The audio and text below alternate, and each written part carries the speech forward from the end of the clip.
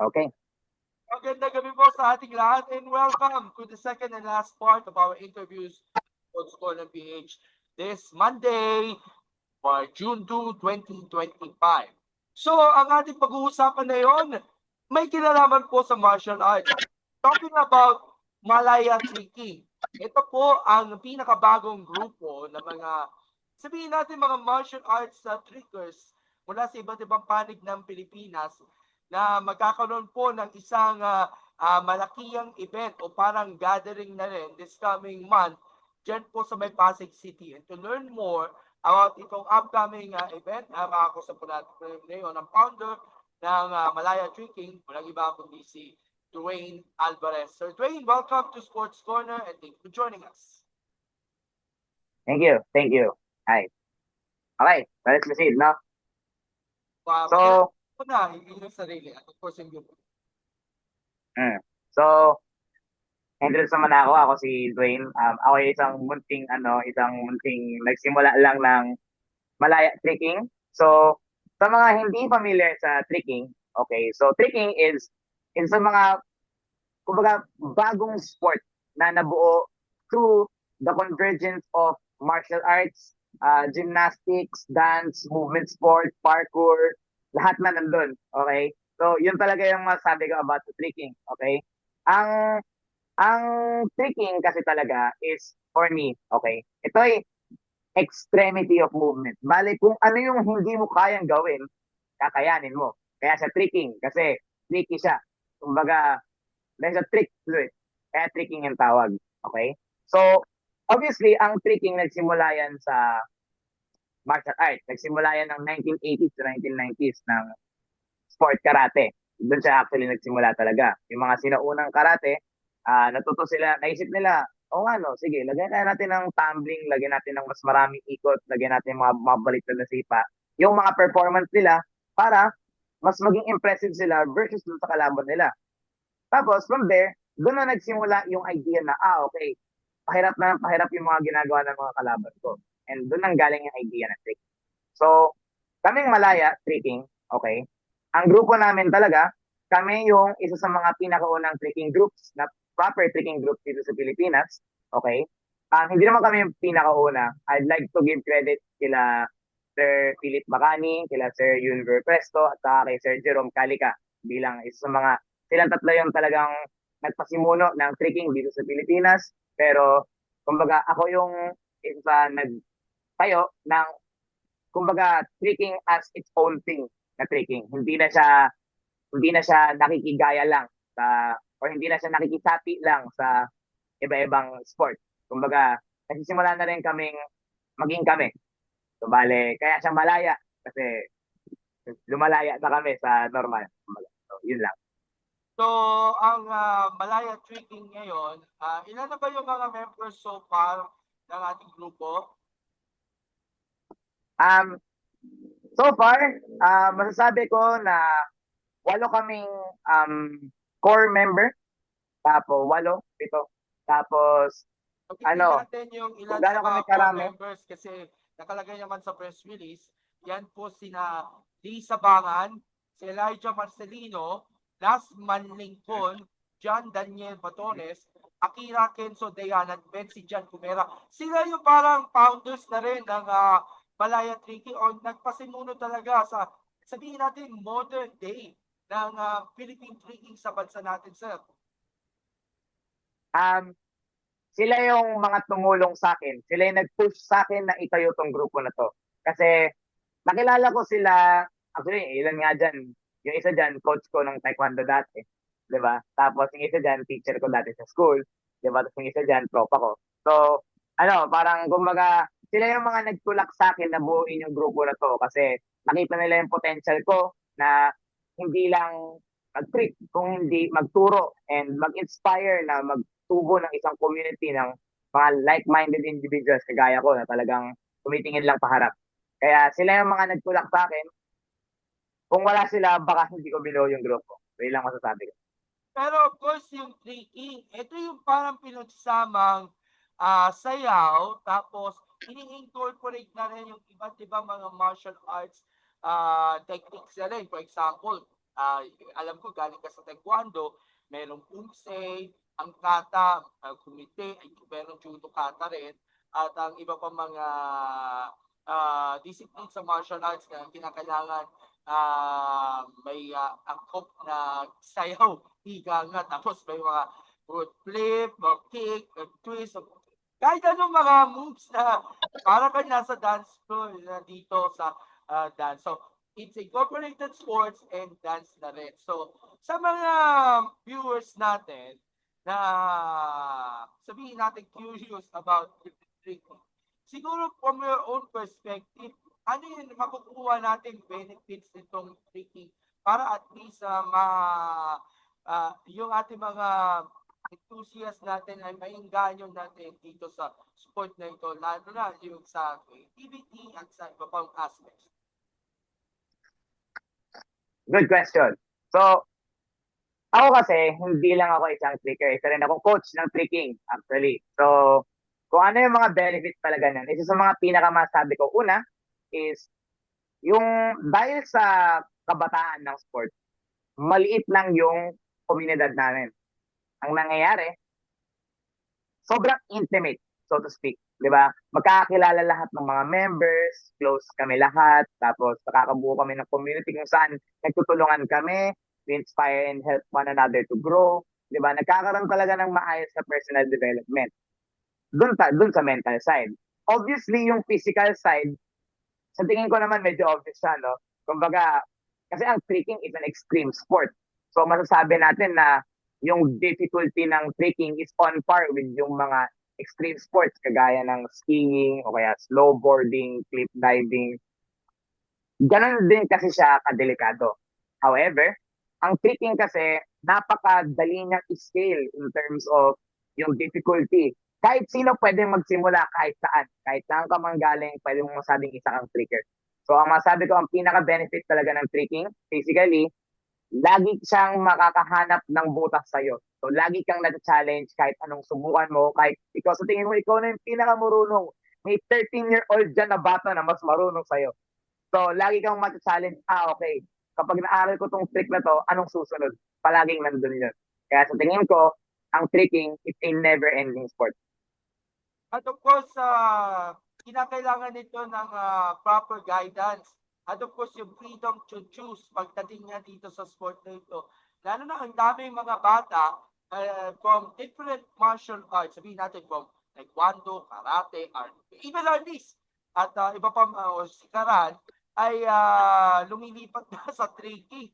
Lalo na the past years, nakita natin yung surge ng mga iba't ibang mga Filipino martial arts trickers, especially sa social media, piniplex nila yung mga videos ng iba't ibang mga tricking styles na nagiging viral ngayon sa Sokpetsen. Mm. Ano your thoughts na pala sa dumaraming bilang ng mga Pinoy na nag-pupursue nga ng tricking? Ako, hinahayaan ko lang mangyari sa totoo lang. Okay, so obviously siguro in-expect ng karamihan na masusaya ako. Of course, I am, di ba? Pero ako kasi ang nasa isip ko, um, I think dahil sa insurgents ng tricking, pruweba lang yon ng mga ibang tao na mas pinipili nila yung gusto nila. Kasi sa tingin ko, kasi ako kagaya ko, na nagsimula ako ng trick, nang nagsimula ako ng taekwondo, hindi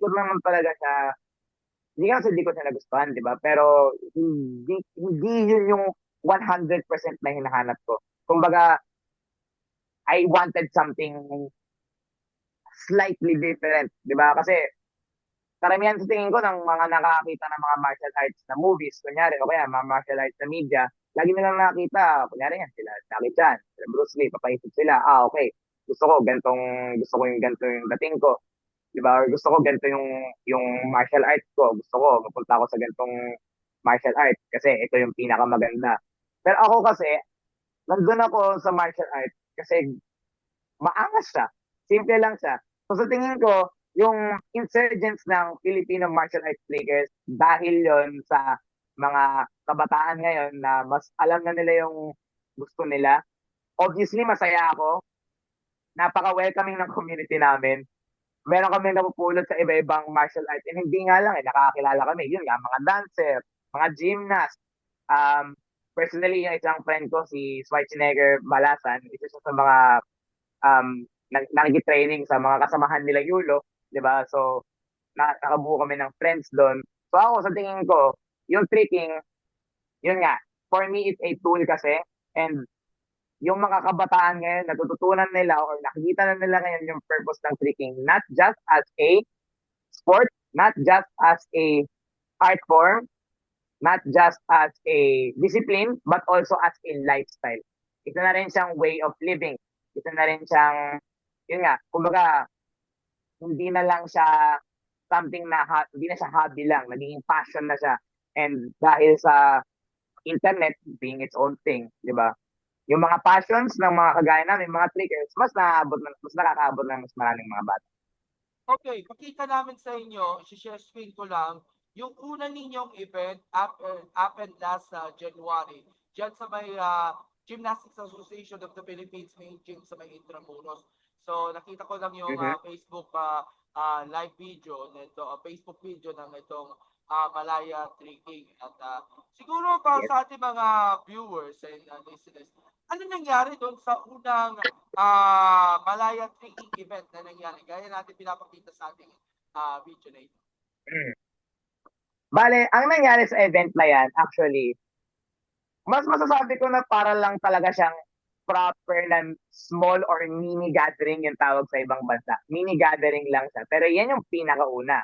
Bale, kasi actually meron pang nauna dyan eh. Pero hindi ka pa kasi kinakount yun as official kasi that's the first for the Philippines. Pero this is the first for Malaya. And sa tingin ko kasi, kaya ito yung mas kinakount ko rin kasi una, mas maraming tao dyan. Nung unang gathering namin, we only reached around um, 17 people. It is still a lot pero ako kasi, ang yung Malaya gathering na yan, dyan ako talagang nakapag-invite ng mga taong hindi ko na nga kilala eh. Yung, actually, half of the people na pumunta sa gathering na yan, hindi ko kilala. So, ang nangyari, yan yung masasabi kong proper na gathering talaga na talagang nagsamahan yung mga people just because they all know the sport of tricking and they all are interested na hindi ko kailangan personally i-invite. And yun nga, as nakita na naman sa video, na-invite namin is sa mga popular na TikTok na tricker, na parkour, si Coach Paul. Di ba, na-invite namin siya and na-invite din namin dyan. Kung kilala niyo siguro, si Alex pa yan, di ba? Ano siya, nag-place sa Muchana Factory. So, there's that, di ba? Nang-invite talaga kami ng sobrang maraming tao from bigger corporations and also from yung mga national team, di ba? So, anong nangyari? We had a lot of fun. However, yung event din kasi medyo disorganized. And what's different now ang mangyari sa event namin sa June 14? First of all, the Philippines will have its first tricking tournament. So, talagang magkakaroon na ng competition yung tricking itself, not just yung kung anumang martial arts yung pinanggalingan. Okay? Talagang tricking as it is. Di ba? And also, naka-invite kami ng mga world-class trickers na kung nandun naman sa press release, si Marcos Santos. So, nakalaro na siya sa World Division. He's 13 years old pero kalaban niya mga adults and he's able to win a couple of times, di ba? And naka-invite din kami ng mga guests from other countries, di ba? Gaya ni Songjun, saka ni Taita. And basta it's going to be much bigger, it's gonna be much bolder, mas magiging masaya siya, mas maraming mangyayari, and mabubook namin ng private yung lugar, although medyo mas maliit siya. Mabubook namin ng private yung lugar, so I think yung event itself will be much more organized than yung last. Tipid mo na lang, medyo nakakailo talaga yung paikot-ikot at pagsipa nga dito sa mismong video na naipapakita po natin. Tapos may isa nga, parang naka-costume yata na parang Naruto doon sa mismong competition. Ah, mm-mm. Pero of course, dito sa upcoming natin na competition, happening nga dito sa June 14, dyan po sa may Club Gymnastica, dyan sa may Pasig. Shoutout po sa mga taga Club Gymnastica, Mang Susan Talinting at Mang Pinos Talinting. From your end, kasi meron tayong bisita na 13-year-old na Filipino tracking champion, si Marcos Santos, na bibisita all the way from the US. Tapos meron pang dalawa from USA, sa South Korea. Yung isa nga may dugong Japanese niya yun. So, ano ba ang Yes. expect natin? Dahil of course, puro mga international fixtures ang dadalaw sa atin. Plus yung ating mga local standouts ang magbibigay ng magagandang performances dito sa event, which is happening on June 14th, and this is the first ever tricking tournament dito sa Pinas.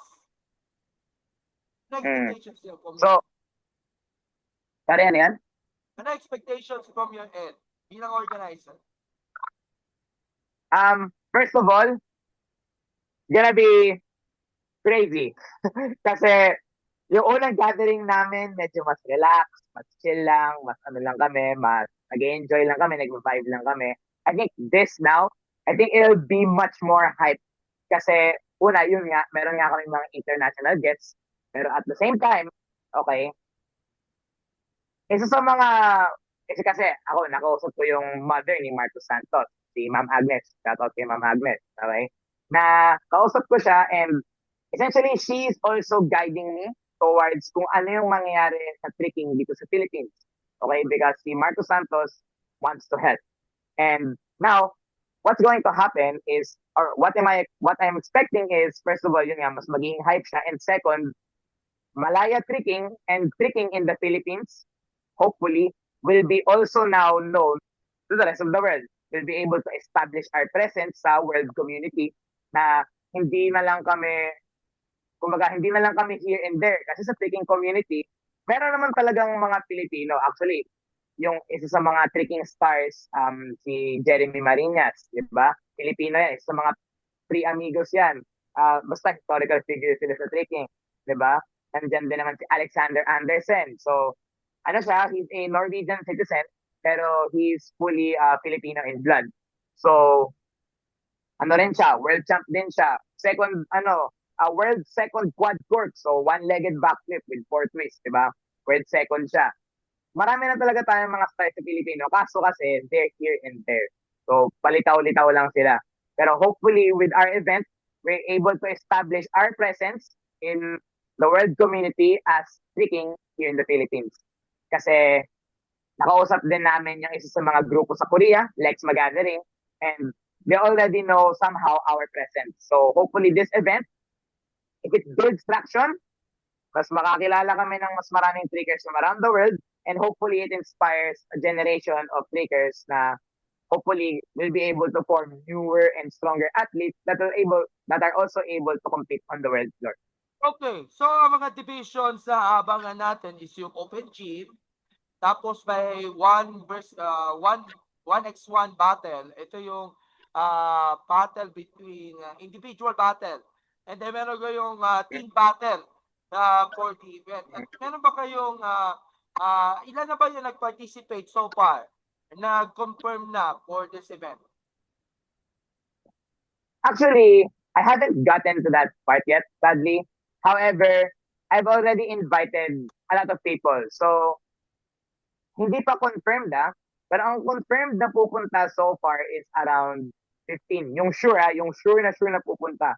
Pero, we've already invited and we've gotten the yes or go signal from nearly around more than 30 people. However, ang hindi pa namin alam is kung ilan yung magre-register for the 1v1 battles kasi I will be having to handle that soon. So, siguro I'll keep you guys updated kung kailangan nyo talaga yung info. However, talagang yung yung mga 1v1 battles na yun, we still have to discuss kasi malay ba natin, baka konti pa lang yung gusto maglaro. Okay? So, ang gagawin na lang namin, we'll have to adjust yung event accordingly. However, ang expect ko, there should be at least around maybe 15 competitors, and then hati namin with groups, and then hopefully gusto nila mag-team battles. Kasi karamihan din ng mga Filipino triggers dito, hindi pa nakaka-experience ng tricking battle. Okay? Siguro nakapanood, pero hindi rin nila alam yung rules. So I'll have to be able to, kumbaga, explain to them somehow. Magpo-post naman ako ng video, makikita lang nila. Magpo-post ako ng videos, I'll be informing everyone na pupunta na kung sino yung maglalaro. I'll give them heads up para alam nila yung rules ng competition. And dahil first naman siya, hindi naman siya magiging sobrang high stakes pa. However, it'll be the first. So whoever wins in this tricking tournament will be a part of history. So yun lang yung malaking bearing niya. So ika nga, maituturing niya na historic talaga yung mismong competition because this is the inaugural edition niya ng ito tinatawag natin yung unang gathering Malaya. Tapos imagsikan ang mismong event para na taon that June 12 would be the celebration of Independence Day, araw ng kasarinlan. Tapos June 14, Yes. imagsikan ay pagmalagay natin ang pagiging Pinoy sa pamamagitan na ng martial arts speaking. So, the event will be happening on June 14, dyan po sa may Club Gymnastica, siya, sa may Glorieta, actually sa may Silvio Mundo itong Club Gymnastica Pasig. Yes. And, it will be at 3:30 p.m. Sa ng gate. Tapos ang mismong event will be happening from 4 p.m. to 8 p.m. At para po sa mga gustong manood, meron kayong parang spectator fee na i-offer, which is 50 pesos per head, no? Yes. Bale, yung spectator na yan, kasi sa mga hindi pa nakakapunta sa Club Gymnastica, yung Club Gymnastica is quite small. Okay? So, hindi siya kagaya ng GAP na talagang sobrang spacious siya. So, Gymnastica is a little intimate. So, ang mangyayari is, para mas madali mo na i-crowd control, ang mangyayari is, we're going to have to limit yung spectators to around 2 spectators per tricker. Maglalagay muna ako ng limit for now. However, obviously, kapag tumaas yung demand, we'll have to catch up, di ba? Bahala na yun, di ba? However, for now, yun nga, mga spectators, kung may gusto mong manood, kailangan nila may kasama silang clicker. And yung entrance fee ito is 600 pesos plus 150 ito para sa mga baon na pagkain o inumin for the event. And yung mga sponsors, nga pala, kung interesado sila mag-sponsor na itong event, pwede nyo i-message yung FB account ninyo para naman yung mga stalls natin, yung mga t-shirt o di kaya yung mga booth na mga pagkain, willing na sila mag-sponsor doon sa mismong event na yon. Sino po ulit yung kukontakin? Yung ikaw, yung Facebook account niyo, o di kaya sa Malaya Tricking, kasi may mga interesado na mga booths o yung mga sponsors, mga na nagpagkakaroon ng bentahan ng mga pagkain o mga t-shirts o kung ano ng mga bagay doon sa mismong event na yon. Sorry, wait. Hindi ko na-gets yung sinabi mo, sorry. With regards to sa sponsorship, yung sa mga booths ng mga pagkain, mga food chains or di kaya yung t-shirt, pwede nyo kontakin yung Malaya Tricking para mag-sponsor. O di kaya kung pwede mag-sponsor yung mga private individuals or cash prizes or ika nga mga iba't iba mga gift bags. Are they interested po, sir? So far, wala pa kaming actual na sponsors. Actually, kami yung magre-release ng merchandise, kami yung gagawa. Kami mismo yung gagawa ng shirt, magpo-produce kami magbebenta, and then, of course, yung refreshments, for now, per person lang muna. Yung cash prize, kami rin yung mag-provide muna. Pero, hopefully, kung may gusto mong mag-contact dyan, of course, pwede kaming mag-take ng sponsorship. Why not? If it gains enough traction, if it helps them somehow, sure. Oo nga, tutulong rin tayo sa media coverage na rin kasi with this interview nga ay baka mag-convince rin ng ilang mga sponsors, hindi kaya mga food goods na pwede din sila mag-sponsor para dito sa event kasi naasahan naman natin na dadami yung bilang ng manonood, especially magpa-participate kasi nga meron tayo mga presence ng ating mga US, Korea, Japan, drinking champions na dito sa Pilipinas pagdating na sa Malayan Tricking.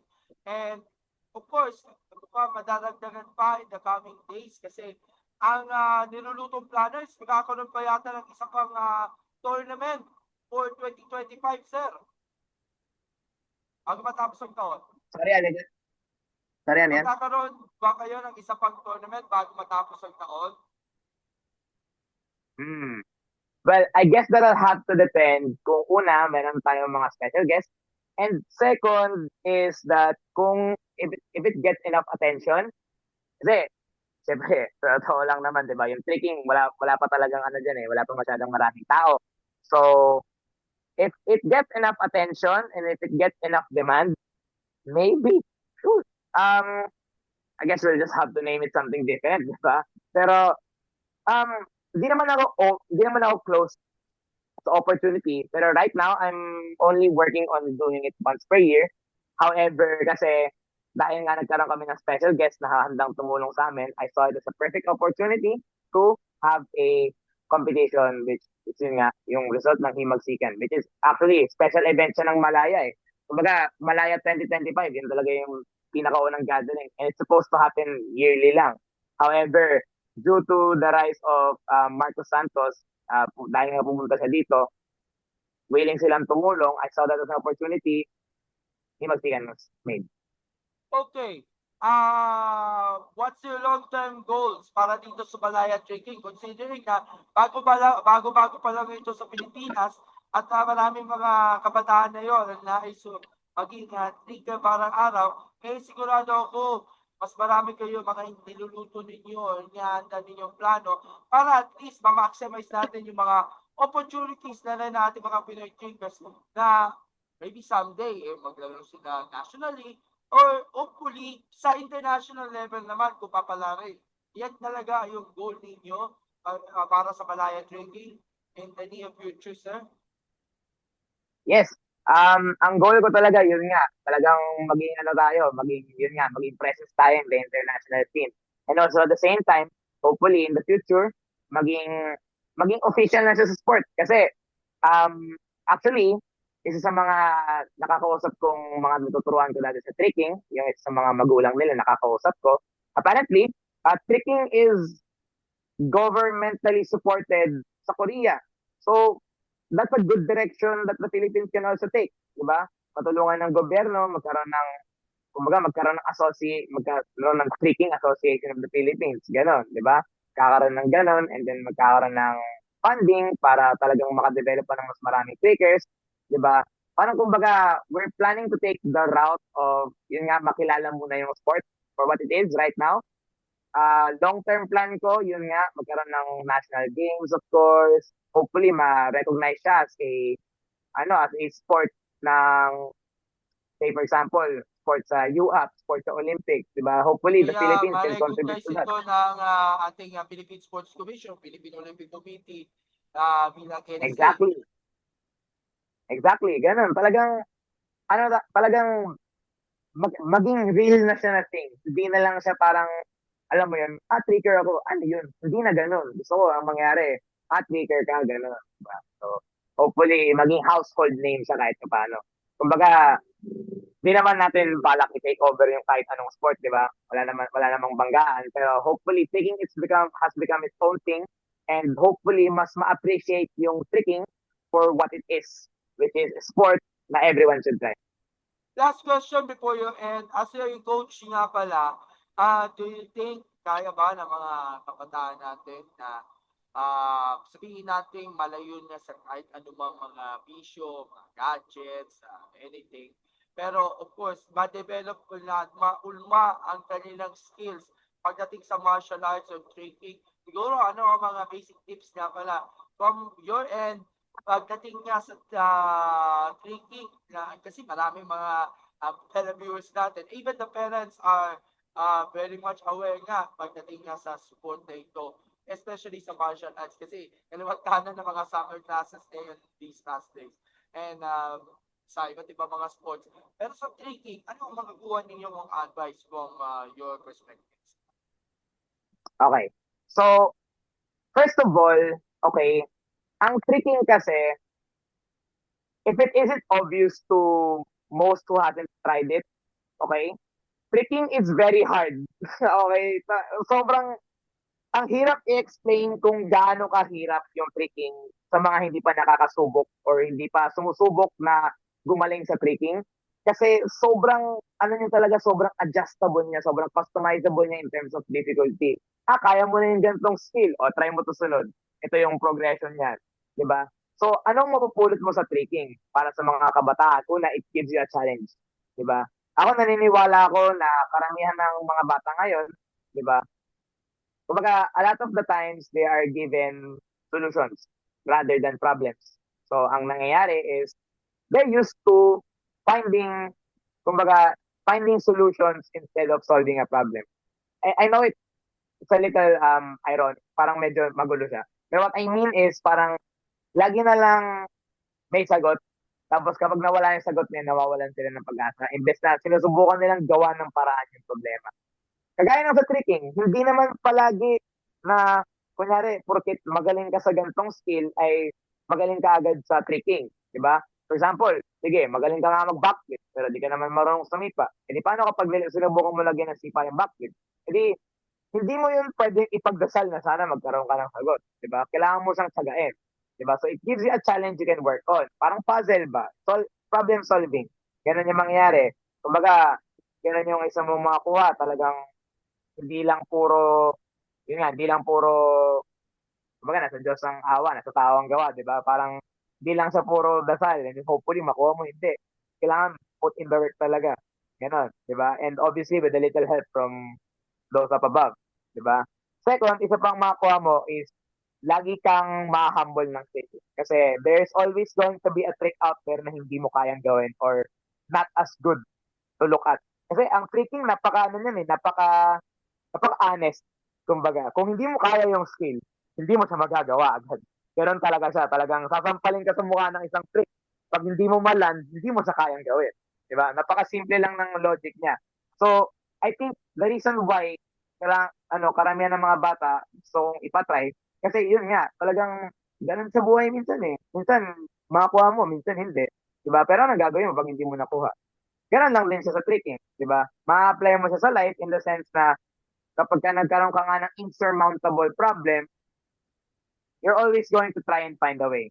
Okay? And lastly, tricking builds self-confidence, period. Talagang, iba kasi yung, iba yung makuha mong trust mo sa sarili mo kapag ka, alam mo kaya mong gumawa ng isang trick na sobrang mahirap. Siyempre, iba yung yabang, di ba? Pero, ang iba ang yabang eh. Pero ang self-confidence, what I mean is, if you can trust yourself na you're able to work through a trick, whether it be dahil takot ka or dahil hindi ka hirap ka lang talaga dahil ganito yung requirement ng trick, di ba? Kunyari, yun nga, takot ka, di ba? Kung takot ka, kung kaya mong pagkatiwalaan yung sarili mo na mag-overcome ng fear or mag-overcome ng struggle, I believe na you can overcome anything with that amount of confidence na makukuha mo sa trick. Bali Ayun. yan lang. So, real feeling talaga na kapag nagtitrik talaga, it happens talaga na kailangan paghirapan nyo, pag-usahin ninyo upang marating nga yung success na inaangat po natin. And of course, we'll be there on June 14 sa Club Gymnastica to cover nga itong Malaya Tricking Imagsikan 2025 gathering and tournament at alamin natin ang sentimiento ng ilan sa mga triggers niya sa ating ma-interview natin throughout the event. So, with that, we thank you so much, Dwayne, for joining us this evening. At may mga gusto kayong pasalamatan at of course, imbitahan nyo sila na pumunta doon sa mismong event. And pakiusap na rin sa mga sponsors na rin to join nga itong tournament na ito and even the other media na rin. And of course, sa ating So, mga first of all, viewers na gustong manood. of course, of course. So, first of all, salamat sa mga tumulong sa akin, mga gumabay sa akin. Napakabata ko pa kasi. Hindi ko alam kung halata, pero napakabata ko pa kasi. So, most of the time, I'm super overwhelmed. So, salamat sa mga gumabay sa akin, sa mga nag-push sa akin na ituloy itong Malaya Trekking and matuloy itong event na to. Diba? Salamat kay Marcos Santos and sa mga guests na dadalhin niya kasi they've inspired me to kumbaga continue yung lifelong dream ko nung mas bata kasi ako. Never kong inakala na magiging part ako ng isang trekking community and here I am now starting my own. 'Di ba? So salamat dahil salamat sa kanila kasi na-inspire nila ako ituloy yung pagbuo ng community. Salamat din sa mga viewers. Kung interesado kayong manood, pumasok lang kayo. Napaka-welcoming ng community namin. We might even be able to teach you a trick for free if you're interested, di ba? Go ahead. Hindi kami masungit. Pagod lang kami, di ba? And sa mga potential sponsors, paki-contact na lang po ako, Dwayne Alvarez, Dwayne Jack Jack Alvarez sa Facebook, or paki-contact na lang po yung page ng Malaya Tricking. Open din po kami for anything. Napaka starting starting small pa lang po kami, pero kumbaga we're very open to take on larger and larger things. So yun lang. Salamat. At sa pamamagitan nga ng interview natin, I hope na marami tayong mga viewers na makapunta, maka-attend, and mga sponsors na rin. Show support, whether financially o di kaya sa iba't ibang material bagay para dito sa event na ito. And ito na sana mas marami mga Pinoy ang pag-iingahan nyo o maipagalagaan pa gusto ang martial arts training nga dito sa ating bansa. We're praying and manifesting that. So, thumbs up and smile sa picture. One, thumbs up. 1, 2, 3. Okay, so Sir Dwayne, makita-kita tayo June 14, Club Gymnastic ng Pasig. Ang sports score ng PH pupunta sa mismong event at kita tayo. See you! Maraming Bye-bye! salamat po ulit. Bye-bye. Salamat po ulit. Bye-bye. Salamat!